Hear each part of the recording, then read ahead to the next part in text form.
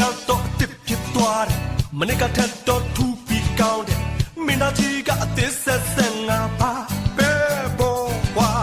မင်းဒီကတော့အစ်စ်ဖြစ်ရမယ်ချိုးလို့ဟာကြီးအစ်စ်ဖြစ်ရမယ်မင်းသားကြီးကမဟောင်းသေးတဲ့ငါ